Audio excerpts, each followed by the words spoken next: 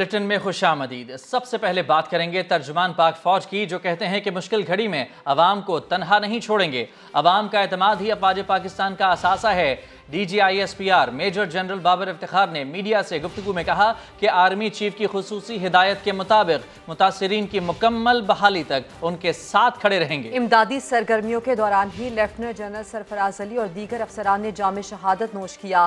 दोस्त ममालिक सैलाब मुतासरीन की बहाली के लिए आर्मी चीफ से राबते में हैं।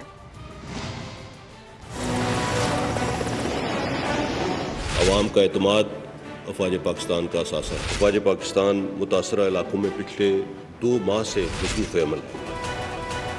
पाकिस्तान आर्मी के 147 रिलीफ कैंप्स कायम हैं। 50,000 से ज़ायद मुतासरीन को रिलीफ मुहैया किया गया है। 200 मेडिकल कैंप्स जिसमें आर्मी डॉक्टर्स, नर्सिंग और पैरामेडिकल स्टाफ अब तक 83,000 से ज़ायद मरीजों को फ्री तिब्बी इमदाद मुहैया कर चुके हैं। पाकिस्तान आर्मी ने मौजूदा सूरत हाल में के पेश नज़र और सैलाब मुतासरीन से इजहार यकजहती के लिए GHQ में होने वाली यौम दिफा की मरकजी तकरीब मुअख्खर कर दी है। पाकिस्तान अफवाज हमेशा कुदरती आफात और गैर मामूली हालात में अवाम की मदद करने में पेश रही है। तमाम वसाइल को बुरुएकार लाकर हमेशा की तरह इस मुश्किल घड़ी में भी अवाम के ताउन से हम इस नागहानी आफत से निजात हासिल करेंगे इंशाअल्लाह।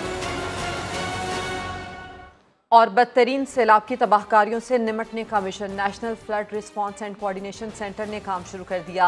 वजीर आजम सेंटर के चेयरमैन होंगे। पहले इजलास के बाद डिप्टी चेयरमैन एहसन इकबाल ने कहा, सैलाब से तबाही हमारे वसाइल से बहुत बड़ी है।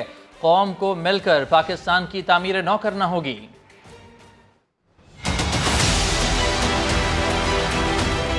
ये जो ट्रेजेडी है इसका स्केल हमारे वसाइल के मुकाबले में बहुत बड़ा है। अगर हम ये समझें हुकूमत तनहा मुकाबला कर लेगी, हमारी मुसल्लह अफवाज तनहा मुकाबला कर लेंगी, तो ये मुमकिन नहीं है। हमारे लिए मौका है एक कौम बनकर इस मुश्किल की घड़ी से न सिर्फ निकलें बल्कि पाकिस्तान की तामीर नौ की नई मुहिम शुरू करें। और आइंदा जब तामीर करें तो इन नदी नालों को पानी की गुजरगाहों के लिए छोड़ दें, ताकि जब सैलाब आए तो वो तेज़ी के साथ डिस्चार्ज होकर निकल जाए और उस पैमाने के ऊपर नुकसान न करे। वज़ीर आज़म शहबाज शरीफ ने PM फ्लड रिलीफ फंड के ऑडिट का ऐलान कर दिया। ट्वीट में लिखा कि मालूम किया जाएगा कि फंड्स कहां से और कैसे खर्च हुए। वज़ीर आज़म शहबाज शरीफ ने ट्विटर पैगाम में लिखा कि शफाफियत के वादे के मुताबिक फंड रिलीफ और फंड का ऑडिट किया जाएगा। ऑडिट AGPR और आलमी मयार की फर्म से करवाया जाएगा। ऑडिट रिपोर्ट पब्लिक की जाएगी। उन्होंने चीन से मिलने वाली इमदाद पर चीनी हुकाम का शुक्रिया अदा किया। आफत बड़ी है, मुश्किल तरीन घड़ी है। अवाम सैलाब में फंसे हैं और इमरान खान हवाओं में उड़ रहे हैं। मुतासरीन से मिलने की फुर्सत ही नहीं। जनूबी पंजाब के इलाके रुझान का दौरा किया। हटो बचो के शोर में मकामी प्रोजेक्ट पर ब्रीफिंग ली और उड़नछू हो गए। कोई रोक नहीं सकता। पाकिस्तान हकीकी आजादी की तरफ जा रहा है। जो रास्ते में आएगा बह जाएगा। एक तरफ अवामी खिदमत के भाषण और दूसरी तरफ जमीन पर कदम रखने की फुर्सत नहीं। बदतरीन कुदरती आफत में भी इमरान खान हवाओं में उड़ रहे हैं। PTI चेयरमैन राजनपुर के इलाके रुझान गए। हट्टो बच्चों के शोर में हेलीकॉप्टर से उतरे, मगर सैलाब में घिरे लोगों की हाल जानने की जहमत तक न की। इस मुल्क को बचाने के लिए सिर्फ हमने को ठेका नहीं लिया हुआ। सैलाब मुतासरीन से मिलना और उनके सरों पर हाथ रखना तो दूर की बात, इमरान खान ने खुद जाने के बजाय अपने MPAs और MNAs की ड्यूटी लगा दी। मेरे जितने MPs MNAs सारे इलाकों के हैं, मैं उन सबको भी कहता हूँ कि आपने मौजूद होना इन इलाकों के अंदर। तारीख की बदतरीन सैलाबी आफत में भी इमरान खान पर सियासी फिक्र गालिब है। आ रही है सामने। बस ये अभी जलसा नहीं है, ये जलसा नहीं है। जलसा मैं शाम को कर रहा हूँ, उसमें ना रहे। सैलाबी पानी आज नहीं तो कल एक ना एक दिन उतर ही जाएगा, लेकिन कौम इस मुसीबत में इमरान खान का शहर शहर जलसे करने का बुखार उतरता दिखाई नहीं दे रहा।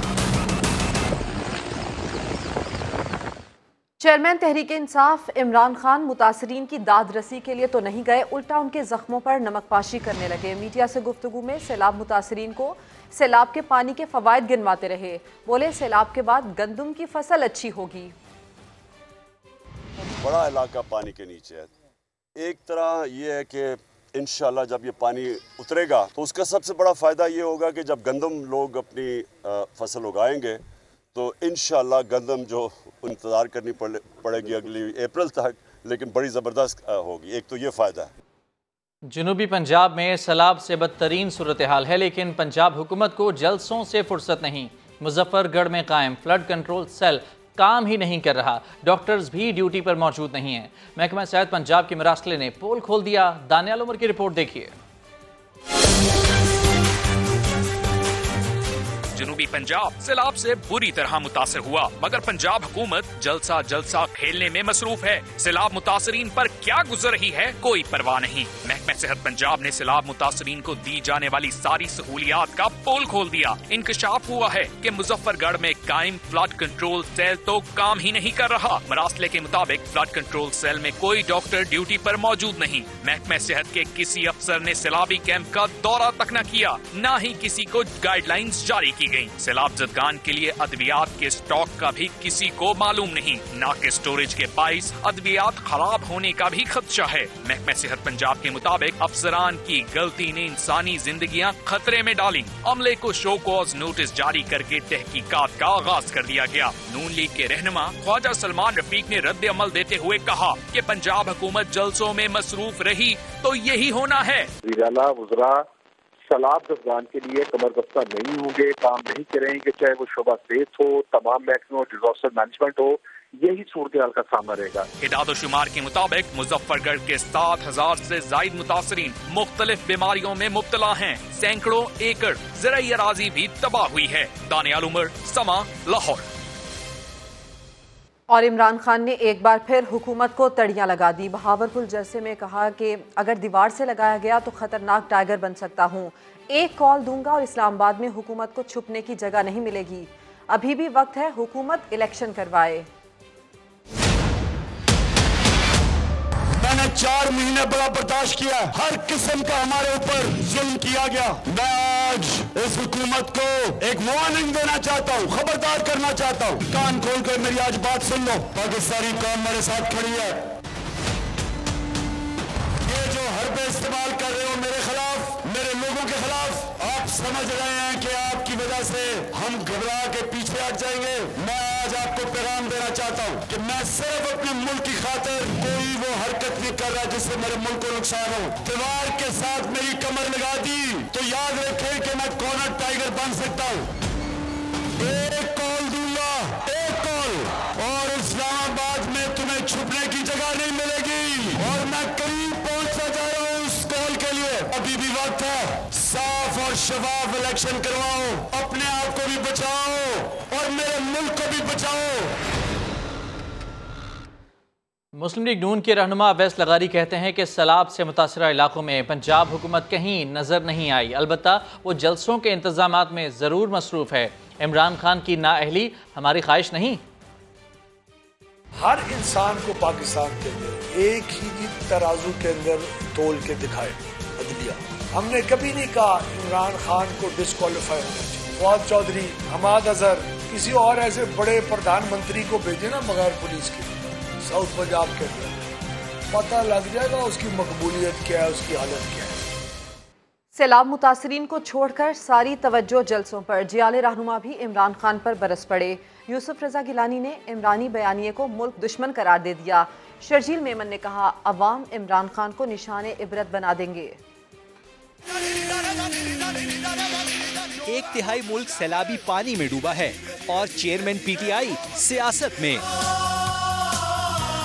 जुलूसों में बजने वाला म्यूजिक सैलाब ज़दगान के जख्मों पर नमक छिड़क रहा है। वफाकी वजीर शाजिया मरी का कहना था कि अफसोस इमरान खान की डिक्शनरी में इंसानियत का कोई लफ्ज नहीं। यूसुफ रजा गिलानी भी इमरान खान पर बरस पड़े। वो उसे सड़कों पे रहना चाहते हैं। वो अवाम को इस वक्त रिलीफ देने की बजाय फ्लड हिट एरियाज में वो जलसों पे मरकूज है उनकी तवज्जो। सिंध के वजीर इत्तलात ने तनकीद करते हुए कहा कि अवाम इमरान खान को निशाने इबरत बना देंगे। एक तरफ लोग डूब रहे हैं, मर रहे हैं, और दूसरी तरफ आप बैठकर जो है वहाँ पे सियासत करें, जी इसको पकड़ लो, इसको ये कर लो, ये कर दूंगा, इस्लामाबाद बंद कर दूंगा।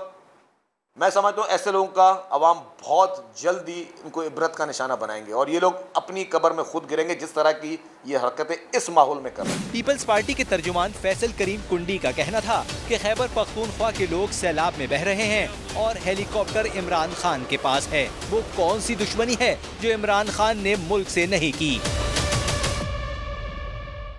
हम तो सितंबर में IMF की छुट्टी करा देते, हम IMF के सामने खड़े हो जाते थे। ऑडियो लीक के 5 दिन बाद साबिक वजीर खजाना शौकत तरीन सफाइयां देने आ गए, अपनी ऑडियो लीक को गैर कानूनी करार दे दिया। वजीर खजाना मिफ्ता इस्माइल ने भी करारा जवाब दिया, कहा आप IMF की छुट्टी करवा रहे थे या पाकिस्तान की?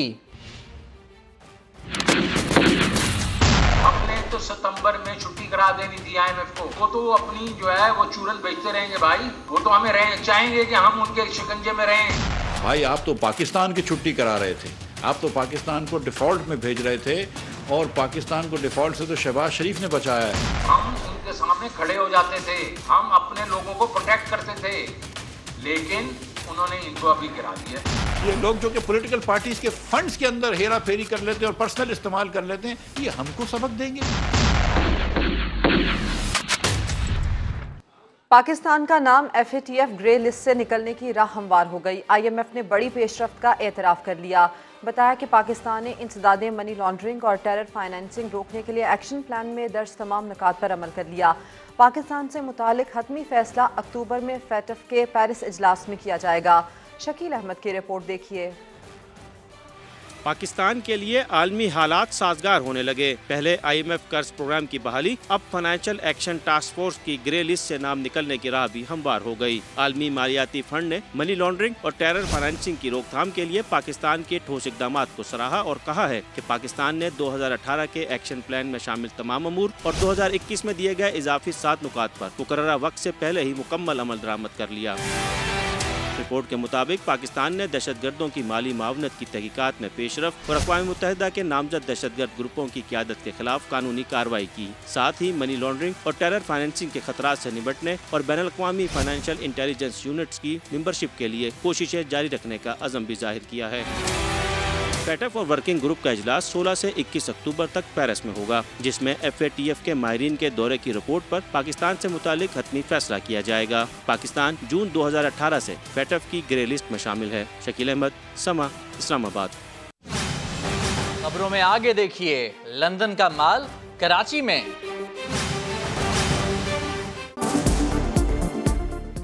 सैलाब मुतासरीन के लिए 400 मिलियन यौन की आमद इमदादी पैकेज। वजीर आजम शहबाज शरीफ ने चीनी सदर का शुक्रिया अदा किया, यह भी कह दिया कि हुकूमत शफाफियत के लिए PM रिलीफ फंड का ऑडिट करवाएगी।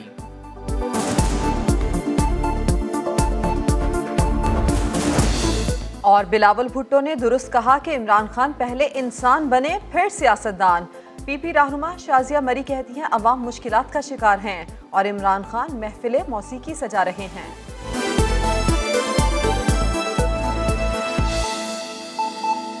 सिंध में सैलाब शहर के शहर निगल गया। दरिया सिंध की बिफरी लहरों से कंदकोट में कई गांव डूब गए। सांगड़ में कश्तियां चलने लगीं, जबकि जामशुरू में 5 अफराद सैलाबी पानी में डूबकर जाँ बहक हो गए। दादू वबाई अमराज की लपेट में है, 3 बच्चे जान से जा चुके हैं।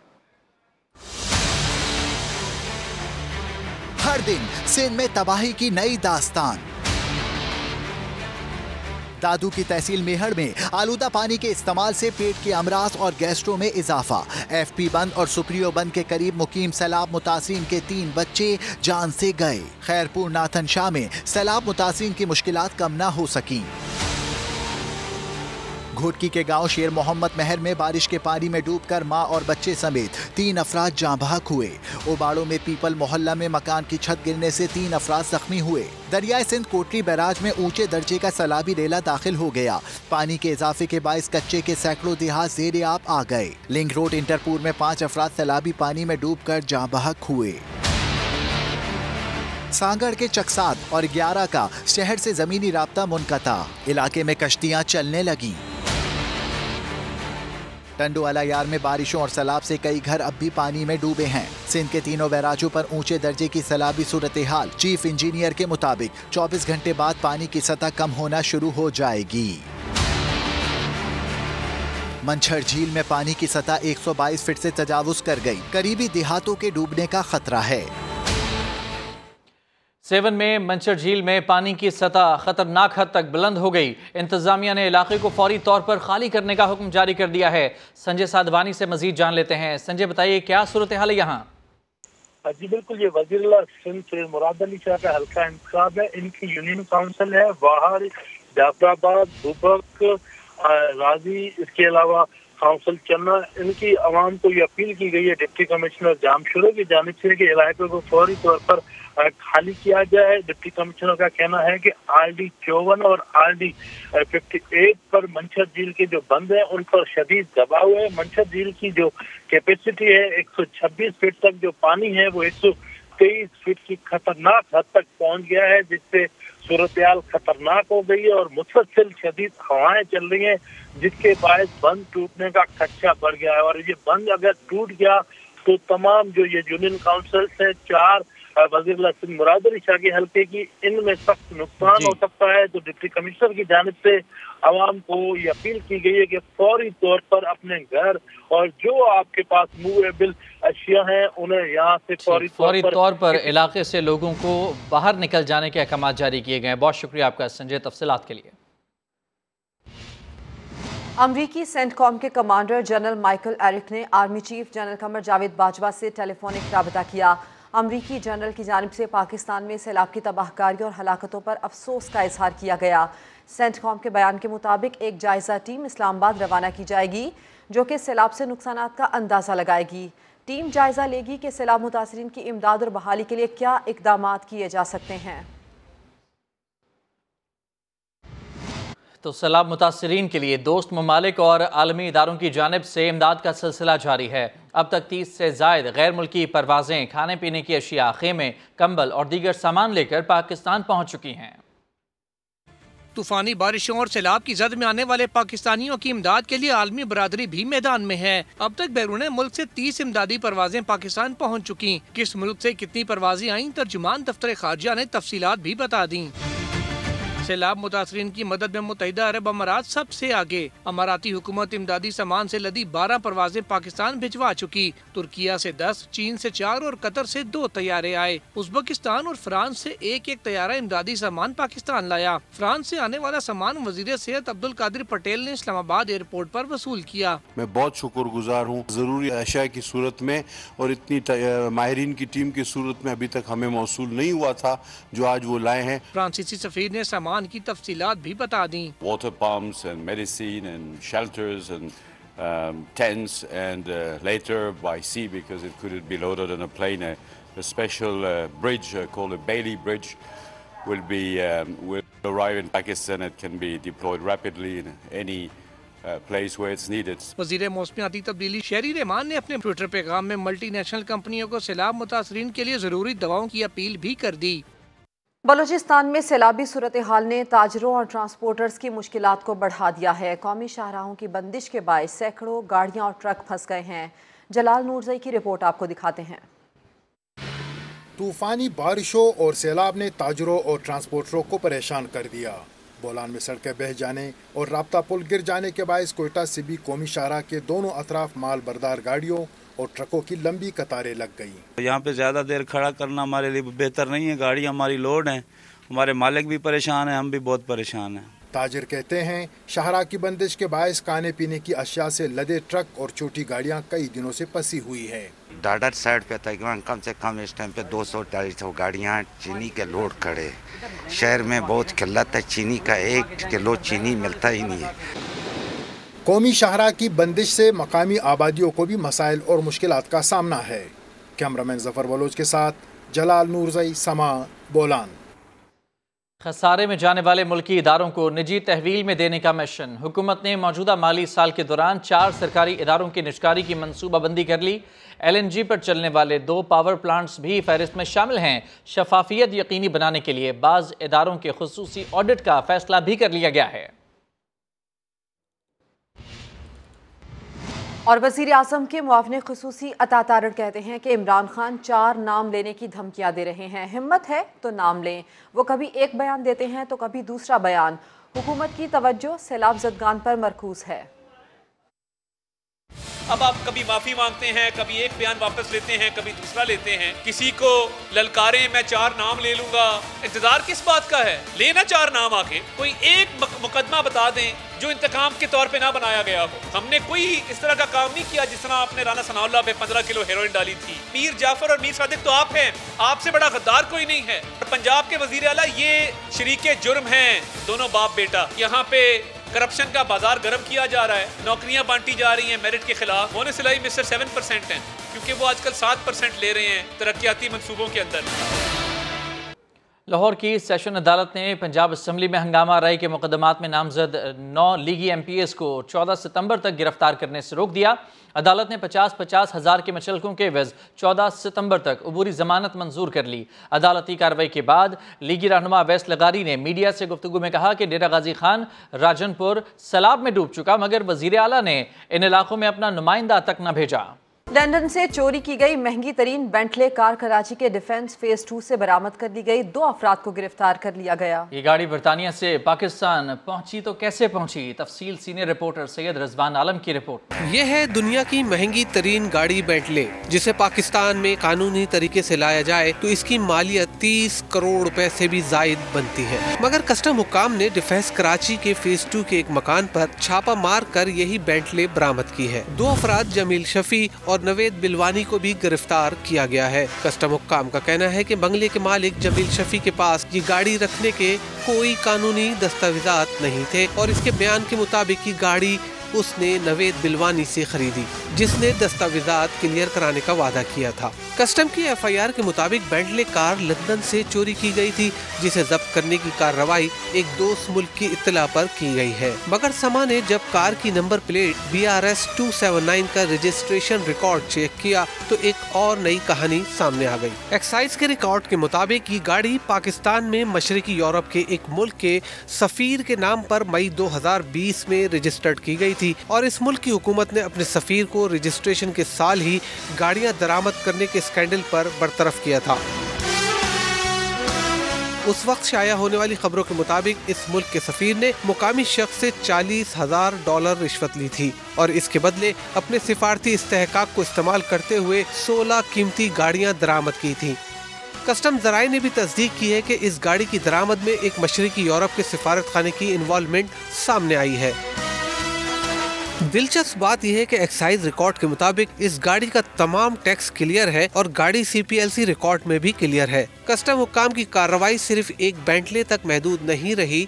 डिफेंस फेज 8 के एक महंगे अपार्टमेंट की पार्किंग से भी एक non custom paid range rover कीमती गाड़ी भी तहवील में ली गई है, जिसकी नंबर प्लेट भी जाली है। पाक भारत दंगल की सबसे बड़ी ट्रांसमिशन समा और भारती TV ABP के दरमियान पड़ेगा जोर का जोड़। एक तरफ शाहिद आफरीदी तो दूसरी जानिब कपिल देव और अजहरुद्दीन होंगे। पाक भारत दंगल कल शाम 4 बजे से 6 बजे तक नशर किया जाएगा। तो टीमें दोनों वेल बैलेंस्ड है, जडेजा नहीं है तो वो एक पैकेज मेरे ख्याल में मिस इंडिया कर रहा होगा। प्रेशर तो डेफिनेटली विराट कोहली के ऊपर डेफिनेट प्रेशर तो है, ज़रूर है कि उन्होंने जैसा कपिल पाजी ने कहा 2 साल पहले जैसी बैटिंग करती है वो आज देखने में नहीं आई। ज़्यादा स्ट्रेंथ इंडियन टीम की आती है, ये नहीं मैं इंडियन टीम की तरफ से बोल रहा हूँ। नंबर 4, 5, 6, 7 जो हैं वो इंडियन टीम के ज़्यादा एक्सपीरियंस नज़र आते हैं और ज़्यादा इम्पैक्ट प्लेयर नज़र आते हैं। बाबर आजम जो है वो बहुत ही कंसिस्टेंट, हमारी टीम में पाकिस्तान टीम में इतना कंसिस्टेंट परफॉर्मर मैंने नहीं देखा जो बाबर की परफॉर्मेंसेज है।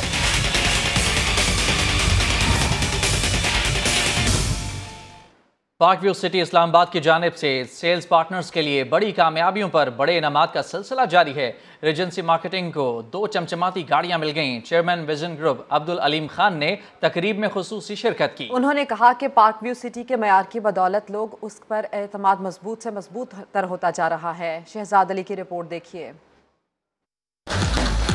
पार्क व्यू सिटी इस्लामाबाद में ये जश्न मनाया गया सेल्स पार्टनर रीजेंसी मार्केटिंग की कामयाबियों के एतराफ में, जिसने आला कारकर्दगी के झंडे गाड़ते हुए 1 साल में दूसरी चमचमाती गाड़ी जीत ली।